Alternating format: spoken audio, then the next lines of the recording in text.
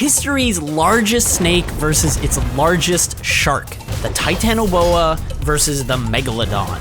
Today, I'm gonna show you that this fight isn't as simple as you might think it is. Most people would assume that the Megalodon would easily win due to it being bigger and more tuned for underwater combat. But I think these people are missing some key details, like how the Titanoboa hunted, how the Meg went extinct. Not to emphasize this, but only one of our competitors still has relatives alive today.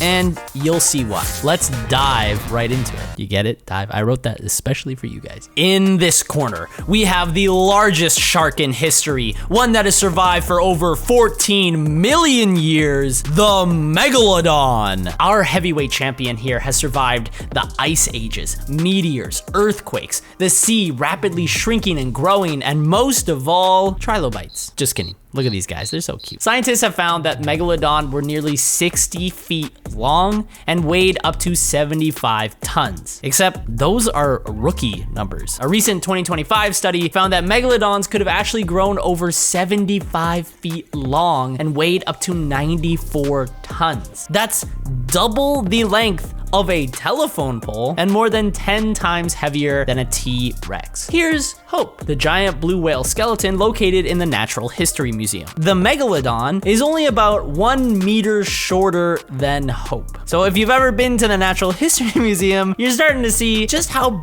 big these fuckers can get. It's starting to make sense that the Megalodon survived for over 14 million years. What's scary is that this new study also suggests that a baby Megalodon would be almost 13 feet long. That is a baby destined for greatness. Even from birth, the Megalodon can never be underestimated. For its diet, paleontologists suggest that the Megalodon would need to devour around 2,500 pounds of food per day. That's like eating over 3,000 cans of tuna. The Megalodon's diet would be essentially anything with flesh that moves, particularly giant prey like whales, dolphins, seals, and even other sharks. This was the shark that considered everything its prey, the ultimate apex predator. With teeth found to be around the size of a banana, the Megalodon would house 276 of these serrated knives and would bite into anything. Seriously, one of the ways that scientists found that Megalodon ate whales was when they found Megalodon teeth in whale bones from millions of years ago. There's a reason scientists consider the Megalodon as one of the most powerful predators to ever exist. In terms of how they look and move, well, we can look to their current day counterparts, but not the one you'd think. Although many descriptions and movies point to the Megalodon being basically a bigger version of a great white shark, in reality, a great white shark that size wouldn't be able to move and maneuver in the way it wanted. Instead, scientists believe the Megalodon would look much more like a lemon shark, seen here. The Megalodon would more than likely have a shorter nose and a flatter jaw. And the jaw itself, well, I'll get to that shortly, but trust me, you're gonna wanna know. All of this suggests a big change to what we know about old Meggie over here. Great white sharks aren't actually their descendants. A study in Nature Communications in 2022 suggests that the great white shark's ancestor not only was not the Megalodon, but was actually in competition with it. What this means for our truck-sized shark is that great white sharks may have actually contributed to the Megalodon's extinction. I need to preface this, I can't believe I do. Yes, the Megalodon is extinct. We know that because one Megalodon would shed as much as 40,000 teeth in its lifetime, covering the seabed. If Megalodons were still around, we'd be seeing a lot more giant teeth. I'm sorry, Meg fans. Jason Statham just has to settle for fighting the dwarf lantern shark instead, which is the world's smallest and cutest shark. Let's recap. The world's largest shark weighs more than 14 elephants, is taller than the Hollywood sign, considers giants like whales as snack foods, and is considered one of the most powerful predators in history. To really stack up against this beast, our challenger will really need to bring its A game, or should I say S game? like what snakes do, because snakes do that. In the other corner, we have the largest snake in history, who survived and thrived in one of the most grueling and competitive ages in history, the Titanoboa. Our challenger was nearly 45 feet long and weighed more than 1.25 tons. That's longer than a London bus and over double the weight of a grizzly bear. Let me emphasize that again. I just compared a snake to the length of a bus and the weight of a grizzly bear. The craziest part about this giant snake, it was only discovered very recently. Back in 2009, in a Colombian coal mine, diggers found over 30 individual Titanoboa vertebrae, ranging from adults to juvenile snakes, shocking scientists that something so large and foreboding was hidden this entire time. At that point, no living snake had been found longer than 9.6 meters, or around 32 feet. So to find a snake vertebrae that told a new, scarier story, it raised a lot of questions. Namely, how did it get so big? Through lots and lots and lots of research, scientists discovered that the Titanoboa lived during the Paleocene epoch, or around 66 million to 56 million years ago. It was the rise of mammals, mostly rodents. Long live the rats. But the Titanoboa stood supreme. Welcome to the Titanoboa's arena, an extremely warm and humid environment that promotes size above all else. The Titanoboa was cold-blooded, and due to this warm climate, it started to grow, and it just didn't stop. If you're having trouble visualizing this, just think of Clifford the big red dog, but if he was a snake. Clifford the big red angry boa constrictor. Easy. The Titanoboa grew to such sizes that scientists predicted that it would stay mostly in water near swamps because it didn't want to expose its body on land. So the Titanoboa were kings of the water, able to take on prey like large fish, crocodiles, and maybe even sharks. It's clear that our challenger here has more than what it takes to go after our heavyweight champion, if he can grab him first. The Titanoboa was the apex predator in the world's first tropical rainforest and the largest predator on the face of the planet following the extinction of dinosaurs. Based on its boa and anaconda descendants, the Titanoboa would be capable of taking down something much larger in size. Boa constrictors have been known to take down creatures like deer and wild pigs and ingest that prey whole. Now, if we increase their size by more than double, you can see what the Titanoboa was capable of. It's definitely not a pretty look for any prey stuck in the middle. With both our competitors ready to go, it's time for the lightning round, with categories made specifically for apex predators. After the lightning round, we'll have our true battle for dominance. But first, basic stand-in. This swimming Empire State Building stands, or I guess swims, at a whopping 94 tons, can grow up to 75 feet long, and can cruise the ocean at over 3.5 kilometers per hour. That might not seem that fast. Michael Phelps hit a top speed of around 14.2 kilometers per hour. But for such a large killing machine, it's definitely fast enough to catch whatever it wants. Meanwhile, our slightly scalier and smaller challenger is estimated to grow over 42 feet long, weigh up to 2 tons, and based on their anaconda descendants, could swim up to 16 kilometers per hour. Now we have a competitor that Michael Phelps could not beat. The true litmus test of a good apex predator. Although the Titanoboa would be much faster than the Megalodon in the water, the Megalodon's sheer size, both in weight and length, make it the clear winner for the basic stand-in. It's simple physics. You have a nearly 100-ton monster, they tend to win. Winner, Megalodon. Hunting tactics. But these are apex predators, which means how they kill a prey is very important. And for the Megalodon, all right, let's just say he's a special kind of predator. Due to its massive size, it would target animals that were just as massive, including whales, giant turtles, and even other sharks. Needing over 2,500 pounds of food a day, the Megalodon needed to go big or go extinct.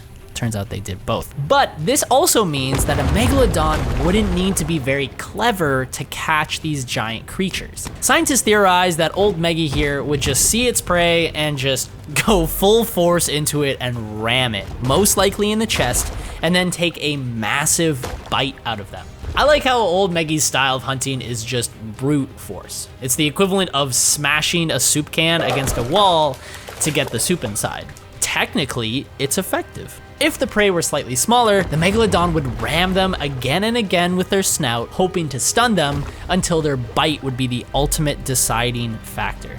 I mean, who needs a can opener when you have a wall? I'll get to their bite in a second, but just know that if a megalodon were to bite you, that's it. There's no coming back when you're getting bitten by something longer than a bowling lane. The Titanoboa, however, they were all about ambush. Using their forked tongue in the water to locate their prey, this slithering sleuth would hide among the foliage and vegetation of the swamps, waiting to attack. Then they would strike, and if they're anything like their boa constrictor descendants, it would be over in a flash. Boa constrictors can cover almost 3 meters in less than a second. I know that's kind of hard to imagine, so here's a quick recreation with the Virtual Insanity music video.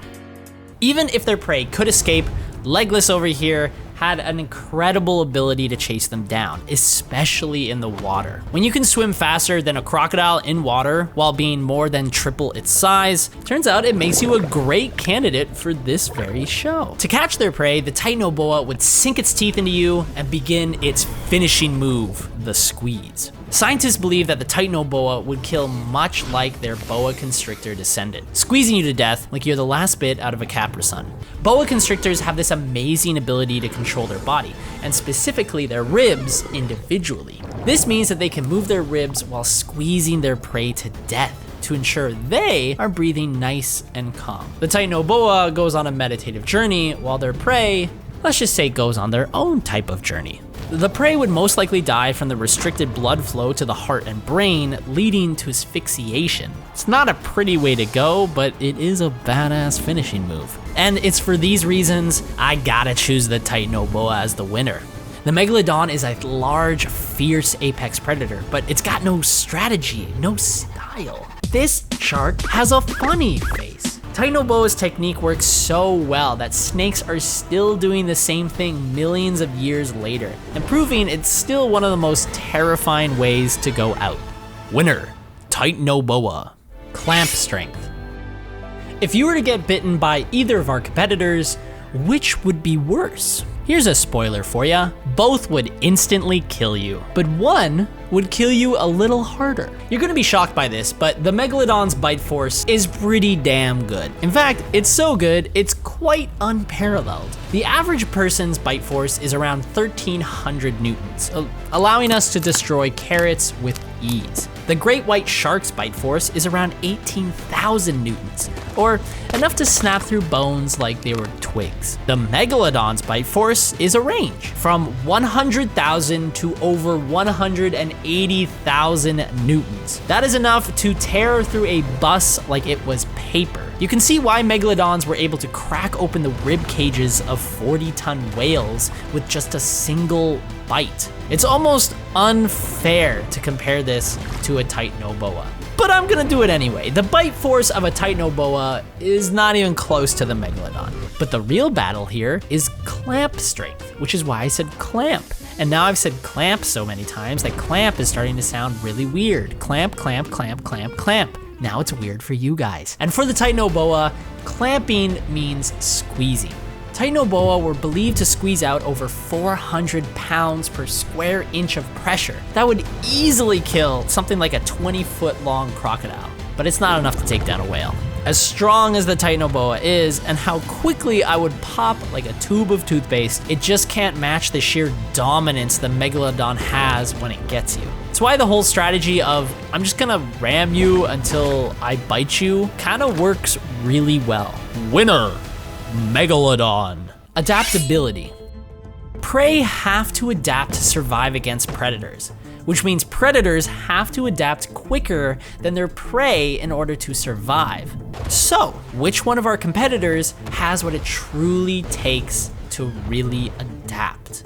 Unfortunately, history is not on the side of our submarine-shaped friend here, mostly because they aren't around anymore. When the Megalodon first appeared around 17 million years ago, the ocean was a completely different place. Trilobites were on the seafloor. Most creatures lacked a backbone, physically, not emotionally, although we weren't there, so it could have been a very timid time in history. And it was a much warmer ocean than we know now.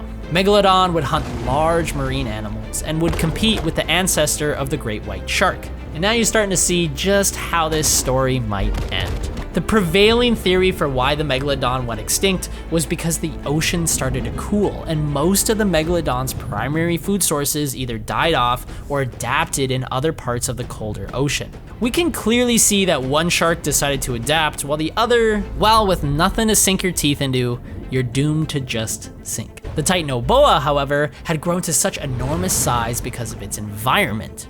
As the world started to cool and shrink, so too did the Titanoboa and its ancestors, becoming the large boa constrictors and anacondas that you see today. It's clear proof that the Titanoboa itself might not have survived, but its descendants found a way to adapt and clung on for millions of years. And now, look at them. They're human pets, and they have surgery for eating beach towels. Truly, the king of the jungle reigns on. But for adaptability in the long run, I have to give it to the Titanoboa. The Megalodon's whole thing was just sheer size and strength, but clearly it hit its limit, that limit being a cold plunge. Winner, Titanoboa.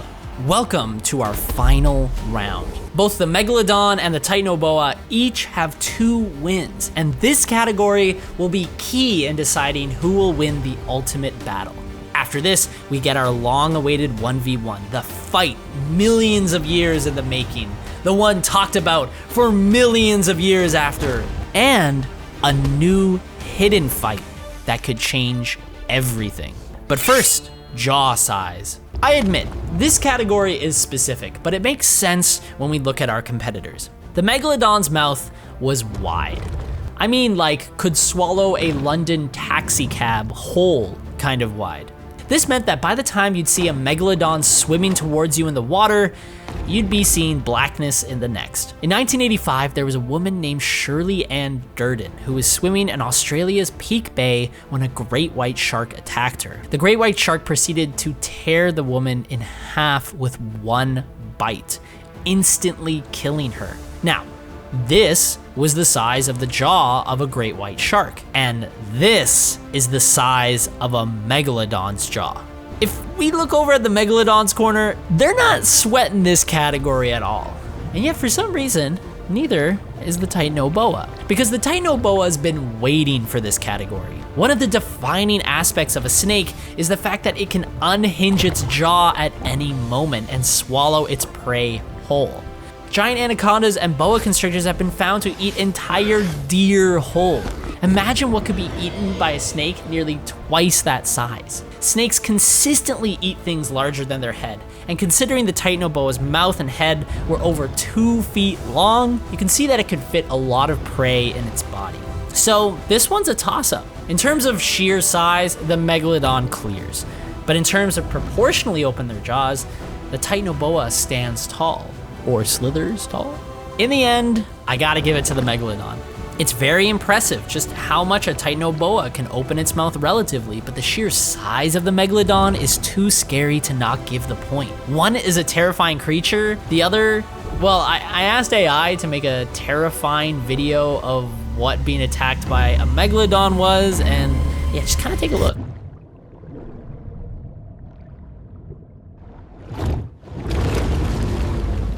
That's some scary Winner, Megalodon. And with that, we have our winner of the lightning round, the Megalodon. Clearly, size and power are important factors for who's gonna come out on top, and that's where the Megalodon truly shines. It's really gonna need a miracle for the Titanoboa to win, or maybe just a few friends. But before we get into that, it's the time you've been waiting for, the showdown. It's time for a fight, a true 1v1, a basic arena, no complications, no help, no environmental hazards, just the giant tooth versus the giant boa. Let's see who would win. Okay, AI, to at least put them in water. What is this? The Megalodon and Titanoboa finally meet, and the battle starts off strong. The Megalodon charges at the Titanoboa with its incredibly mediocre speed. It's looking for that one stray hit to make the Titanoboa see stars. But the Titanoboa easily slithers out of the way, moving its body through the water with style and grace. Knowing that there's no cover around, the Titanoboa goes for the kill move right away. Sneak in, bite, wrap, squeeze. The Titanoboa moves at incredible speeds and oh, it's got the Megalodon on top of its head. Now for the finishing move, but what's this? The Titanoboa just can't find it. Its body just can't properly wrap itself around the kaiju it's facing. The Megalodon is shaking and swimming as fast as it can, but it can't seem to remove the Titanoboa. It's a stalemate. Unless, there it is. The snake has grown tired and has been flipped off the Megalodon. The Megalodon sees its chance. It's going in and oh! Obviously, I can't show you that, partly because it would destroy any monetization I have for YouTube, and partly because whenever I asked AI to make it, it gave me something more like this. The way I see it here at Versus, a true 1v1 with no obstacles goes to the Megalodon. The Titanoboa is a smarter, quicker prey, but in a David vs. Goliath fight, there's no slingshot for our armless competitor. It just takes one misstep, one mistake, and the Megalodon's bite ends it all. But stay in your seat, folks, because this first fight was unfair. You and I both know this isn't how the fight would happen in the real world. So I've made a couple more fights that will truly crown our winner and show that the Titanoboa is far from done. This challenger has only just started. Real life environment, Titanoboa. We're now in the Titanoboa's home turf, the swamps of the Paleocene epic, and it's looking really bad for our swimming shark friend.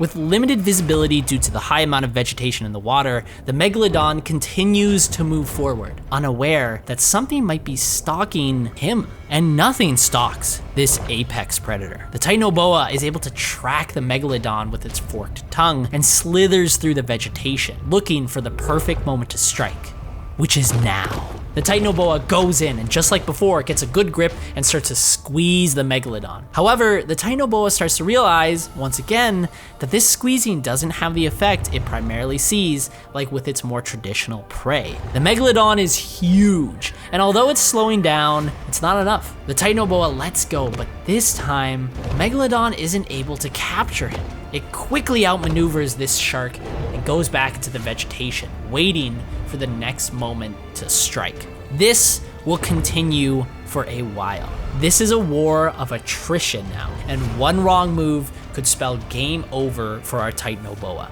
But the way I see it, the Titanoboa is slowly chipping away at this monstrosity, waiting for the right moment to deal the final blow. It could work, eventually, and it's the reason that the Titanoboa is the winner of this fight. Due to a home court advantage, it would constantly be able to strike, do damage, and get away, allowing it time to recover stamina and go in for another vicious attack. It would be a long and drawn out fight, but we've already seen that the Titanoboa's hunting tactics are far above that of the Megalodon. Winner, Titanoboa, only if it's careful. Real life environment, Megalodon. Welcome to the Miocene epic, where the Megalodon ruled supreme and motherfuckers like this walked around. Look at this guy. Hunting in the Megalodon's terrain meant warm waters, an open ocean, and one key factor that separates it from our 1v1, rocks. All over the ocean, especially closer to the shallower end where the Megalodon would roam, there would be cliff faces, walls, and most importantly, an accessible bottom of the ocean. But how do these environmental hazards help the Megalodon? Well, it's clear that the Titanoboa won our previous battle and survived so long in the first one because the Megalodon couldn't do anything once the Titanoboa had wrapped itself around him. If only Megalodons evolved to have thumbs. But with the Megalodon's extremely high weight and the addition of a surface, the Titanoboa gets put through its own type of squeeze. One that spells the end for our challenger. As the Titanoboa slithers around and starts to squeeze, putting 400 pounds of pressure into every square inch of the Megalodon, All this shark needs to do is to smack himself against anything. The power of the Megalodon squished against a cliff face would cause serious damage to the snake and cause it to be in the one state that's game over, stunned. Then all you need is one good bite. Winner, Megalodon. This is it, the final fight. We have Megalodon winning 2 fights, the Titanoboa is winning 1. If the Titanoboa wants any chance of surviving, it needs to win this round. And so I'm gonna change it up a bit. It's kinda clear that in a 1v1 fight, the Titanoboa would struggle severely against the Megalodon. I've proven this again and again and again. The Titanoboa pretty much needs miraculous odds to stand a chance against this Leviathan. So let's change it. Let's see what would happen if we had 10 Titanoboa versus 10 Megalodon. A battle of numbers, a true test of predators. And if you don't think so, I mean, fuck, dude, it's just cool to see 20 gigantic beasts just tearing each other apart. Live a little, dude. The final battle begins now. 10v10 fight. Just before we begin, I need to make 2 things clear. 1, this isn't a team war. I'm placing 10 random Megalodon and 10 random Titanoboa into one arena, making them aggressive, and that's it. 2, the winning team just needs to survive. So it's the last one standing, rather than who gets the most kills. Okay? With that being said, welcome to the Thunderdome. Welcome, ladies and gentlemen, to the battle only a sick billionaire and random YouTubers would think of. In this corner, collectively weighing over 20 tons, the slithering snappers, your favorite tubes of muscle, our challengers, the Titanoboa. And in this corner, collectively weighing over 1,000 tons, a real-life Pokemon Mega Evolution, the Moggin Megs, our current champion, the Megalodon. Get ready, competitors, and go. Both our aquatic predators are looking for blood and are immediately swimming intensely around the arena. It's a blur of fins and scales, each side waiting for the opportunity to strike until, wait, I see it. Blood rising from the carnage. One side has taken a decisive blow. Which could it be? I'm zooming in, and I'm seeing that one of the Megalodons are swimming off with blood all around its face. It looks like the Megalodon have already started their assault, taking down one of their own. This is unheard of. We are less than 30 seconds into this fight, and already we are finding friendly fire happening. And this blood has started the feeding frenzy from the other Megalodon, and something is happening. The Megalodon are starting to all attack each other. I see 1 or 2 Titanoboa hit from the crossfire, but the rest of these gigantic snakes have swam back, letting the carnage unfold in front of them. The Titanoboa's instincts are proving to be its best friend here. By laying low and waiting for the perfect strike, they are letting the Megalodon tear themselves apart. If you can't beat them, make them beat each other. Which means, yes, we have finally entered silence in the battle arena. And what are the standings? We have 7 Titanoboa sitting, waiting, and on the other side, a single Megalodon. But this Megalodon isn't sitting pretty. With scratches, bite marks, and bruises, this shark is looking very much worse for wear, which plays perfectly into the Titanoboa's plan. The slithering scoundrels attack, a mixture of muscles, scales, fins, and blood arise until there you have it, folks, our clear winners, the challenger that survived it all, the Titanoboa. As I talked about earlier in this video, the Megalodon are giant predators that ate whales, giant turtles, and would hunt themselves. It became clear that if you do a numbers game on the Megalodon, they wouldn't choose the smaller, more evasive creature, they would choose their teammates. And once the dust settles, or bubbles settle, it would be easy picking for the Titanoboa to take down the last wounded Megalodon. Size doesn't make that much of a difference when there are that many stakes. But I know some of you are writing in the comments right now that this is flawed, blah, blah, blah, blah, blah. So I did the same thing that every student does now when looking for the right answer. I asked ChatGPT along with Gemini and Grok, and they'll tell you decisively who the real winner is. My final verdict is the Megalodon wins in almost every scenario. The Titanoboa's ambush tactics are impressive, but against a shark with a mouth nearly 10 feet wide and a bite force triple that of T-Rex, the snake doesn't stand much of a chance. Based on the information provided, the Megalodon would likely win a fight against the Titanoboa. The Megalodon's immense size, powerful bite, and aquatic adaptations give it a significant advantage over the Titanoboa. It sounds like the Megalodon should purchase X Premium Plus. There you have it, a unanimous appeal for the Megalodon. And these brain-dead robots aren't alone. Many YouTube videos, articles, Reddit posts, and many more show that although the pairing between giant shark and giant snake is cool, it almost always ends in the Titanoboa being eaten as a snack-sized treat for the Megalodon. And I agree, even with all the crazy factors, it would take a miracle for the Titanoboa to really win. And yet, it did win the most important fight of all. Its descendants didn't go extinct. Sucks to suck, Megalodon.